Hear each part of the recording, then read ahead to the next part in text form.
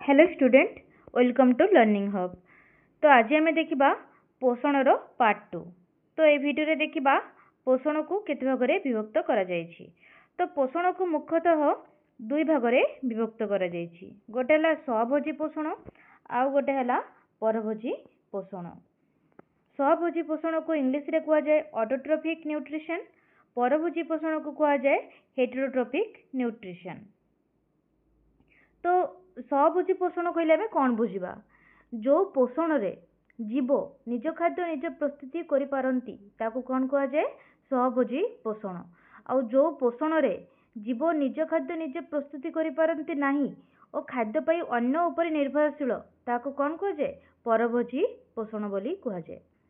तो स्वभोजी पोषण भितर कौन कौन जीव को प्रक्रिया द्वारा से माने निज खाद्य प्रस्तुत करि पारंती? गोटे है आलोक श्लेषण आउ गोटे है रासाय श्लेषण। तो आलोक श्लेषण प्रक्रिया द्वारा को माने निज खाद्य निज प्रस्तुत करि परिबे। गोटे है पत्र हरित माने जो गछरे हरित लवक थाए से माने आउ नील हरित शैवाल आउ को माने रासायन श्लेषण प्रक्रिया द्वारा निज खाद्य निज प्रस्तुत करि परिबे किछि बैक्टीरिया से मानकर ना है रासायन श्लेषण बैक्टीरिया। तो को माने गोटे है गंधक बैक्टीरिया आउ गोटे है नाइट्रोजेन बैक्टीरिया। तो आलोक श्लेषण जाको इंग्लिश रे कहा जाए फोटोसिंथेसिस। तो फोटोसिंथेसिस रे कौन हबो? से माने केमिति निज खाद्य निज प्रस्तुति करि परिबे? से माने कौन करबे ना वायु रे थिबा अंगारकाम्ल आउ जल मिसेकी कोथरे परिणत करिवो? श्वेतसार और अम्लजान रे परिणत करे।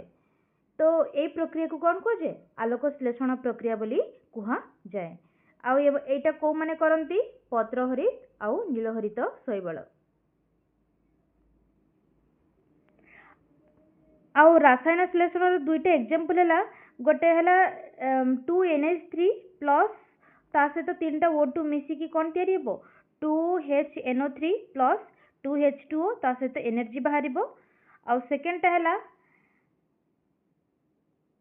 2H2S प्लस O2 ता सहित मिसी कौन तैयारी हेबो? 2H2O plus 2S plus energy.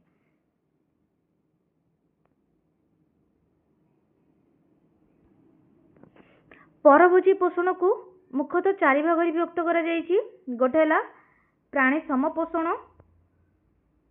Second है मृतोपजीवीय पोषण, थर्ड है परजीवीय पोषण, फोर्थ है सहजीवीय पोषण। तो एबे हम गोटे गोटे कर देखिबा।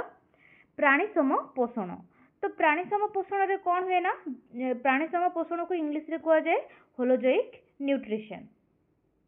तो एथिरे साधारणतः एटा प्राणी माने करिथांती।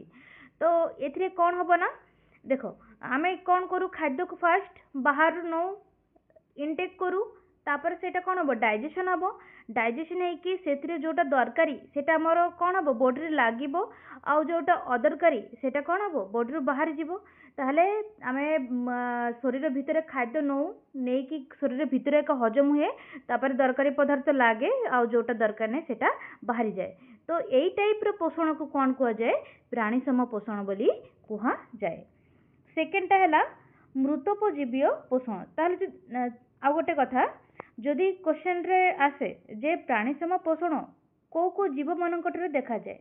एबे मनीष कथा जदि कहबा मनीष मानक क्षेत्र रे को पोषण देखा जीवो? प्राणी सम पोषण देखा जाए। एबे देखिबा मृतोपजीवीय पोषण जाको इंग्लिश रे कहा जाए सैप्रोफाइटिक न्यूट्रिशन। तो मृतोपजीवी पोषण देखो नारू एक जना जाउछि मृतोपजीवी जो माने पचासड़ा मृत गलित उद्भिद प्राणी ये सब खाई की बंचंती सेमानंकु कौन कहा जाए? मृतोपजीवी। आउ सेमानकर पोषण को कौन कहा जाए? मृतोपजीवीय पोषण।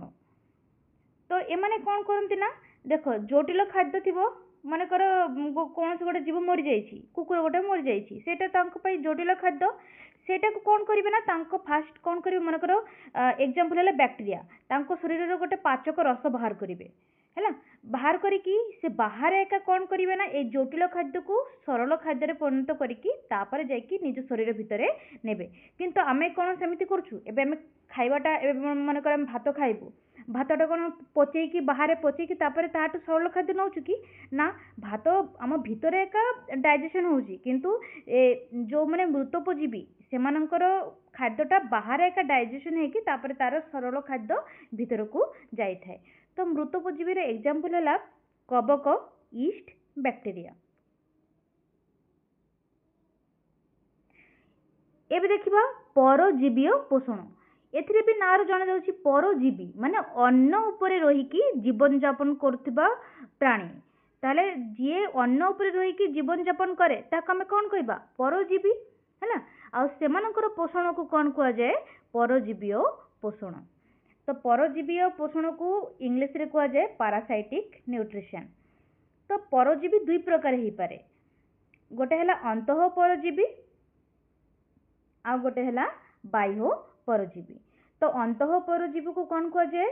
ଓ ଇଂଲିଶରେ ଏଣ୍ଡୋପାରାସାଇଟ୍, ଆଉ ବାହ୍ୟ ମାନେ ଏକ୍ଟୋ। ତ ତାକୁ ଆମେ କ'ଣ କହିବା? ଏକ୍ଟୋ ପାରାସାଇଟ୍। ତ ଏବେ ଦେଖ ତମେ ମାନେ ଗୋଟେ କମନ୍ ଏକ୍ଜାମ୍ପଲ୍ ନେଇପାରିବ। ଏବେ ଉକୁଣି ଗୋଟେ ତମର ପରଜୀବୀର ଗୋଟେ ଏକ୍ଜାମ୍ପଲ୍। ଉକୁଣି କ'ଣ ହେଉଛି ନା ଆମ ମୁଣ୍ଡ ଉପରେ ରହୁଛି। ହେଲା, ମୁଣ୍ଡ ଉପରେ ରହିକି ଆମ ମୁଣ୍ଡରୁ ସେ କ'ଣ ନେବ? ତା ପାଇଁ ଖାଦ୍ୟ ଦରକାର, ସେଇଟା ନେବ ତା ପାଇଁ ଯେଉଁଟା। ଆଉ ଆମର କ'ଣ କରୁଛି? କ୍ଷତି କରୁଛି କି ନାହିଁ? ତାହେଲେ ପରଜୀବୀ ପୋଷଣରେ କ'ଣ ହୁଏ ନା ତମର ସେ ଜଣଙ୍କର ଲାଭ ହେବ ଆଉ ଜଣଙ୍କର କ'ଣ ହେବ? କ୍ଷତି ହେବ। ତାହେଲେ ଏବେ ଯଦି ଉକୁଣି ଆଉ ମଣିଷ କଥା ଚିନ୍ତା କରିବା, ତାହେଲେ ଉକୁଣିଟା କ'ଣ ହେବ? ପରଜୀବୀ ହେଇଯିବ, ଆଉ ଆମେ ଆମ ମୁଣ୍ଡରୁ ସେ ଖାଦ୍ୟ ନେଉଛୁ କି ନାହିଁ? ତାହେଲେ ମଣିଷଟା କ'ଣ ହେଇଯିବ? ଭୋଜଦାତା ହେଇଯିବ। ତାହେଲେ ଲାଭ କାହାର ହେଉଛି? ଯିଏ ପରଜୀବୀ ତାର ଲାଭ ହେଉଛି, ସେଥିପାଇଁ ପ୍ଲସ୍ ପଜିଟିଭ୍ ତାର ହେବ। କିନ୍ତୁ ଆମର କ'ଣ ହେଉଛି? କ୍ଷତି ହେଉଛି କି ନାହିଁ? ତାହେଲେ ଯିଏ ଖାଦ୍ୟ ଦେଉଛି ତାର ଏକା କ୍ଷତି କରୁଛି, ତାହେଲେ ଆମର କ'ଣ ହେବ? ନେଗେଟିଭ୍ ହେବ। ହେଲା, ତାହେଲେ ଏଥିରେ କ'ଣ ହେଲା? ପରଜୀବୀ ପୋଷଣରେ ଜଣଙ୍କର ଫାଇଦା ହେବ ଆଉ ଜଣଙ୍କର କ୍ଷତି ହେବ। ଫାଇଦା କାହାର ହେବ? ଯିଏ ପରଜୀବୀ ତାର ଫାଇଦା ହେବ, ଆଉ ଯିଏ ଭୋଜଦାତା ତାର କ'ଣ ହେବ? କ୍ଷତି ହେବ। ତ ସେଟା ଲେଖା ହେଇଛି ଦେଖ, ଅନ୍ତଃ ପରଜୀବୀର ଗୋଟେ ଏକ୍ଜାମ୍ପଲ୍ ହେଲା ପ୍ଲାଜମୋଡ଼ିୟମ୍, ଆଉ ତୁମର ବାହ୍ୟ ପରଜୀବୀର ଏକ୍ଜାମ୍ପଲ୍ ହେଲା ଉକୁଣି। ତା ଛଡ଼ା ଆହୁରି କେତେକ ତୁମର ଏକ୍ଜାମ୍ପଲ୍ ଦେଖ। ଉଦ୍ଭିଦରେ ପରଜୀବୀର ଏକ୍ଜାମ୍ପଲ୍ ହେଲା ମଳାଙ୍ଗ, ନିମୁଳି, ରାଫ୍ଲେସିଆ। ଆଉ ପ୍ରାଣୀମାନଙ୍କରେ କେଉଁ କେଉଁ ପରଜୀବୀ ମାନେ ଥାଆନ୍ତି? ଯେମିତି ଉକୁଣି ହେଇଗଲା, ଜୋକ ହେଇଗଲା, କୃମି ହେଇଗଲା, ତାପରେ ପ୍ଲାଜମୋଡ଼ିୟମ୍ ହେଇଗଲା।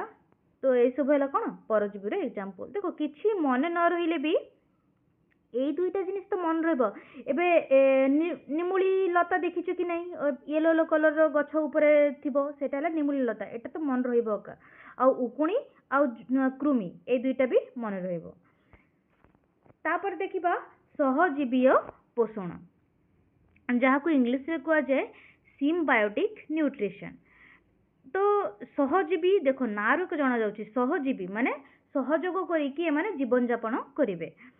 ମନେକର ଦୁଇ ଜଣ ଗୋଟେ ସାଙ୍ଗରେ ରହିବେ, ମାନେ ପରସ୍ପରକୁ ସାହାଯ୍ୟ କରିବେ, କିଏ କାହାର କ୍ଷତି କରିବେ ନାହିଁ। କିନ୍ତୁ ପରଜୀବୀରେ କ'ଣ ହେଉଥିଲା? ଯିଏ ପରଜୀବୀ ସିଏ ତାର ଲାଭ ହେଉଥିଲା, ଆଉ ଯିଏ ଭୋଜଦାତା ତାର କ୍ଷତି ହେଉଥିଲା। କିନ୍ତୁ ସହଜୀବୀରେ କ'ଣ ହେବ? ଦୁଇ ଜଣଙ୍କର ଏକା ଲାଭ ହେବ, କାହାର ବି କିଛି କ୍ଷତି ହେବ ନାହିଁ। ମାନେ ସହଜୀବୀର ଗୋଟେ ଏକ୍ଜାମ୍ପଲ୍ ହେଲା ଇଶ୍ଚେରିଚିଆ କୋଲାଇ, ଯିଏକି ଆମ ଶରୀରର ଅନ୍ତଃ ନଳୀରେ ରହିଥାଏ। ଆଉ ସିଏ କ'ଣ କରିବ ନା ଭିଟାମିନ୍ B12 ତିଆରି କରିକି ଆମ ଶରୀରକୁ ଦେବ, ଆଉ ଆମ ଶରୀରରେ ସେ କିଛି ଖାଦ୍ୟ ନେବ। ତାହେଲେ କ'ଣ ହେଲା? ଦେଖ ସେ କିଛି କ୍ଷତି କଲା କି? ଆମର କିଛି ବି କ୍ଷତି କଲା ନାହିଁ। ଆମକୁ ସେ କ'ଣ କଲା? ଭିଟାମିନ୍ B12 ଦେଲା, ଆଉ ଆମ ଶରୀରରେ ସେ କିଛି ଖାଦ୍ୟ ନେଲା। ତ ଭିଟାମିନ୍ B12 ତାକୁ କ'ଣ କୁହାଯାଏ? ସାୟାନୋକୋବାଲାମିନ୍। ଆଉ ଗୋଟେ ତମର ସହଜୀବୀ ପୋଷଣର ଏକ୍ଜାମ୍ପଲ୍ ହେଲା ଉଦ୍ଭିଦ ଆଉ ଯବକ୍ଷାରଜାନ ବିବନ୍ଦନ ବ୍ୟାକ୍ଟେରିଆ। ଏବେ ଏଇ ଯବକ୍ଷାରଜାନ ବିବନ୍ଦନ ବ୍ୟାକ୍ଟେରିଆ କୋଉଠି ରହିବ? ମନେକର ଏଇଟା ଉଦ୍ଭିଦ ଚେରରେ କ'ଣ ରହିବ? ଯବକ୍ଷାରଜାନ ବିବନ୍ଦନ ବ୍ୟାକ୍ଟେରିଆ ରହିବ। ଏବେ ଦେଖ, ଏବେ ଗଛ ଆମେ ଜାଣିଛୁ ଆମ ବାୟୁମଣ୍ଡଳରେ ନାଇଟ୍ରୋଜେନ୍ କେତେ ରହୁଛି? ଯବକ୍ଷାରଜାନ 78%, 78% ଯବକ୍ଷାରଜାନ ଥିଲେ ବି ଗଛ ପାଇଁ ନାଇଟ୍ରୋଜେନ ବହୁତ ଦରକାର, କିନ୍ତୁ ଗଛ ଡାଇରେକ୍ଟ ବାୟୁମଣ୍ଡଳରୁ ନାଇଟ୍ରୋଜେନ ନେଇପାରିବ ନାହିଁ। ତ ଏଇ ବ୍ୟାକ୍ଟେରିଆ ଗୁଡାକ କ'ଣ କରିବ ନା ଏଇ ଚେରରେ ରହିକି ଏ ନାଇଟ୍ରୋଜେନକୁ ଫିକ୍ସ କରିକି ଗୋଟେ ତମେ ସେଟା ବହୁତ ଲେନ୍ଦି ଅଛି, ତାକୁ କୋଉଥିରେ କନଭର୍ଟ କରିବ ନାଇଟ୍ରୋଜେନ କମ୍ପାଉଣ୍ଡରେ ପରିଣତ କରିକି ଗଛକୁ ଦବ। ଆଉ ଗଛକୁ ତାହେଲେ ଗଛ କ'ଣ ହେଲା ନାଇଟ୍ରୋଜେନ ମିଳିଲା, ଆଉ ତା ବଦଳରେ ସେମାନେ କ'ଣ କରିବେ ଗଛରୁ କିଛି ଖାଦ୍ୟ ନେବେ। ତାହେଲେ ଉଭୟଙ୍କୁ ସାହାଯ୍ୟ କଲେ କି ନାହିଁ। ଏଠି ତମର କ'ଣ ହେଲା ଯବକ୍ଷାରଜାନ ବିବନ୍ଦନ ବ୍ୟାକ୍ଟେରିଆ ଯବକ୍ଷାରଜାନ ଗଛକୁ ଦେଲା, ଆଉ ଗଛରୁ କିଛି ଖାଦ୍ୟ ସେମାନେ ନେଲେ। ତ ଏଇଟା ବି କ'ଣ ସହଜୀବୀ ପୋଷଣ ଭିତରେ ଯିବ ହେଲା।